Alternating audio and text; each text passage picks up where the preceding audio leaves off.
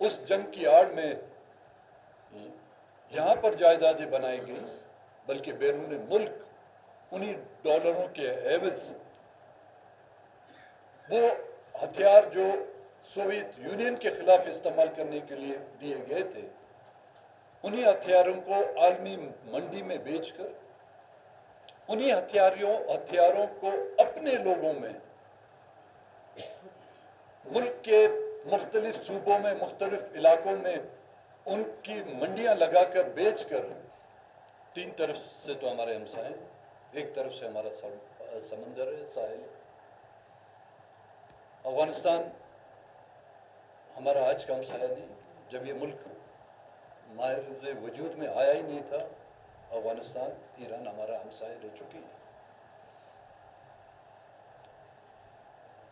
1947 کے بعد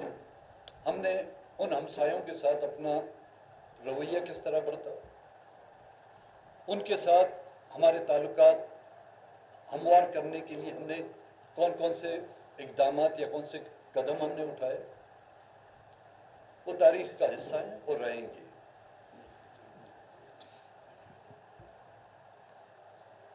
اسی افغانستان کو جنگ کے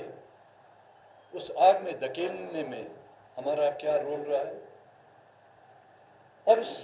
جنگ سے افغانستان کو ہم نے کتنا فائدہ پہنچایا، اور اس ملک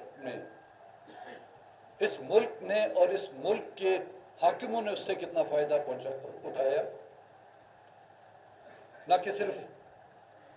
اس جنگ کی آڑ میں یہاں پر جائیدادیں بنائی گئیں، بلکہ بیرون ملک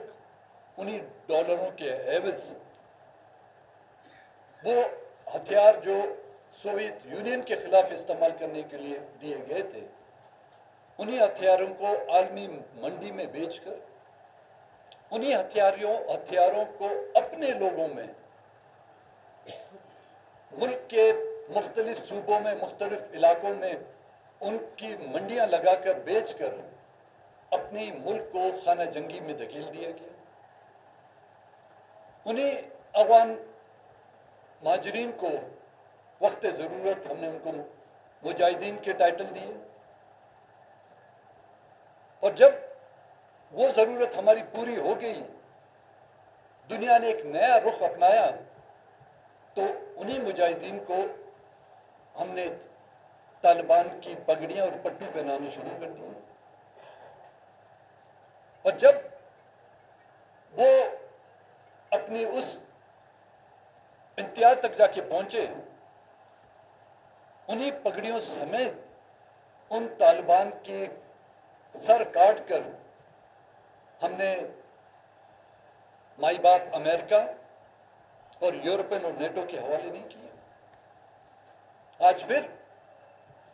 بیک ٹو اسکوائر ون، مہاجرین کو جن کی بدولت لوگ ارب پتی بن گئے، اور جن کی بدولت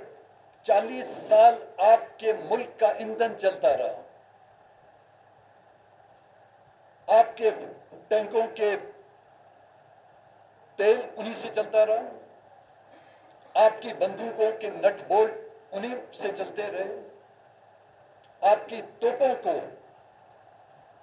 لوبریکیٹ کرنے کے لیے وہ آئل انہی افغان مہاجرین کے خون سے نچوڑا ہوا تیل جو ہے، اس کی بدولت ان کو جو لوبریکیٹ کرتے گئے۔